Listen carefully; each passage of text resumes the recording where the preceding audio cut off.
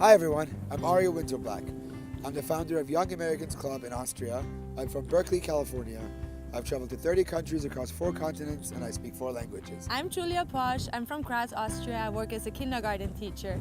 And yes, I haven't traveled to 30 countries yet, but I do love traveling, especially camping and road trips. And we're here to tell you about this new social card game we created called Royal Cup. It's available in 4 languages: English, Spanish, German, and Persian. And we've dubbed it the mother of all fun party games. It's a social card game that we designed for people to break their metaphorical ice, let loose, and get to know each other better by asking the right and the wrong questions. Definitely the wrong questions. This game, the way we've designed it, has brought a lot of shy, reserved, and introverted people out of their shells, helping them break the ice or spread the fire. at all their social gatherings. So Ari and me, we always enjoyed playing games at parties, especially to get to know people better and get the party started.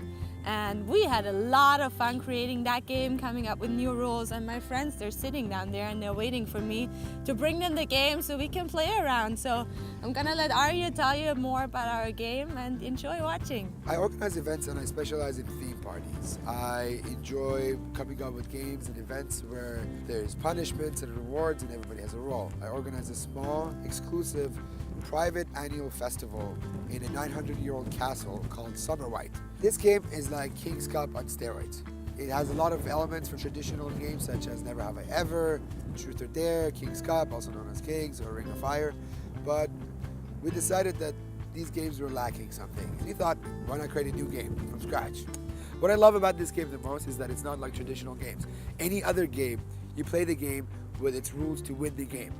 This is the one game you don't actually have to finish. You can, and there are ways to end the game, but you don't need to because the objective and the goal of the game is to break the ice, and it does exactly that. We've had several test play parties, and we've played with people all from all over the world, all walks of life, and everybody unanimously agreed that yes, this game does what it promises. It does break the ice. The reason we're filming this here in San Francisco and Golden Gate in the background is because it all started here 4 years ago. This game's been 4 years in the making. We've played it all over the world. We've played it in 3 different continents, in more countries than I can count. Germany, Austria, Argentina, Croatia, Czech Republic, England, all over the place.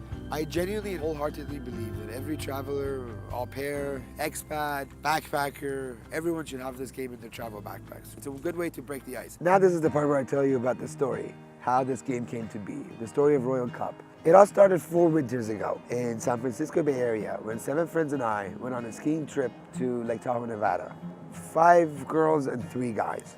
2 from the USA, 1 from Argentina, 1 from the Netherlands, 2 from Germany, and 1 from South Africa. So really all over the world. South America, North America, Europe. This is a trip that normally, by the way, takes 3 to 3.5 hours. It took us 8.5 hours because we got stuck in a really, really bad snowstorm. The road we needed to go on was covered with snow, and the police was only allowing all-wheel drives and 4x4s go through. And we only had chains. Long story short, we had to take a different road that essentially took us around the entire lake. We got lucky to tailgate the snow truck that was clearing the roads, and we drove a proud 5 miles an hour for an hour, counting down every mile at the top of our lungs. Finally, we got to a street off the main road, which was covered with snow. 7 of my friends were pushing my car. After 8 hours, we finally arrived at the cabin we had rented for the weekend, freezing, soaking wet, and completely exhausted. The snowstorm was so bad that it knocked off the power. Thank God we had a gas stove. So we started cooking, we made some food, had some drinks, and we're like, okay, let's play a drinking game. The basis for it was King's Cup, also known as Kings or Ring of Fire. But we were like, you know what? We have a standard deck of cards and we had a Sharpie. So we started changing the rules. Like, you don't like all the rules in this game. So we incorporated stuff from Never Have I Ever, Truth or Dare, In the Bottle. We incorporated all of those in that game. After that trip, the idea to share this game with the rest of the world slowly took root in my mind. Despite all the calamities that befell us, it was one of the greatest nights of my life, and everybody else who was on that trip. It was one of the greatest trips of my life because of all the spontaneous and free-spirited fun we had. Seriously, there were moments where we couldn't breathe because of how hard we were laughing. During the course of the next 4 years, we realized, why not just make a brand new game from scratch? So we said, okay, let's keep the bare bones that we've had and just make a new game. You know, the sky's the limit. That's basically what Royal Cup is. It still has those tiny little things from all of those games we've all played before, but at the same time, it is completely different. Fast forward to 4 years later. I'm moving to Austria, but I had to stop in New York City, and I'm in New York City for the first time. It was my first couch surfing experience as well. And my couch surfing host had this nice house in the Hamptons. I actually convinced him to throw a party that Friday. You know, we'll just invite all these people who were the couch surfing hosts. There were au pairs, expats, travelers, backpackers, all kinds of people from all over the world, about 150, 200 people. We go there and we're having fun, everybody's dancing, celebrating. It was wonderful. 3 a.m. cops show up for the last time, like, look, either you're gonna turn it off or we're gonna shut the party down for you. And that essentially killed the party for us. But then I was like, not on my watch, we're gonna play Royal Cup. Gathered everyone who was still awake, about 20 people, took him down to the basement, and we sat around in a circle and played the game.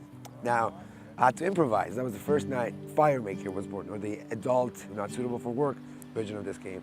People were already drunk. So we said, okay, you have the choice of either taking a sip of your beverage as a punishment or removing an article of clothing. The catch was, whatever your companions or your mates did, you also had to do.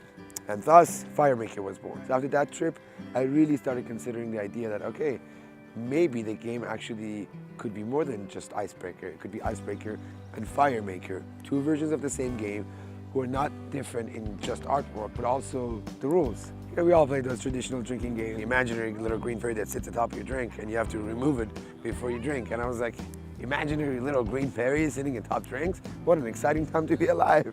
So we said, no.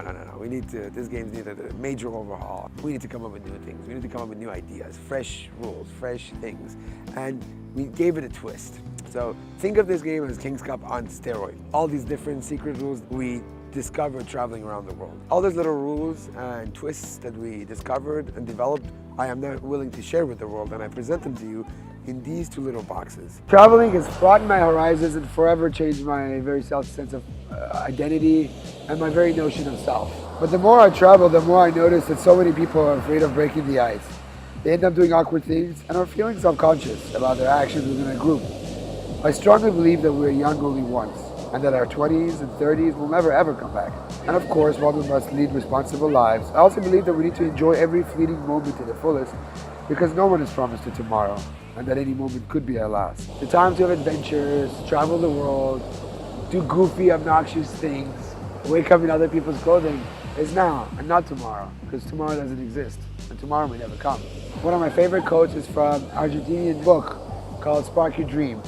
This couple that wrote the book, they traveled from Buenos Aires, Argentina, to Alaska. It says that we must pursue our dreams today and not tomorrow, because time waits for no one, because the days don't have extensions, and nor does death except the feral. Having said that, we hope that you don't postpone your dreams and you pursue them today, just like we are. And we hope that you support us in our dream of getting this game out into the world by supporting our Kickstarter, by backing our project and supporting us on Kickstarter. We hope you enjoy playing it as much as we enjoyed creating it. Thank you for your time.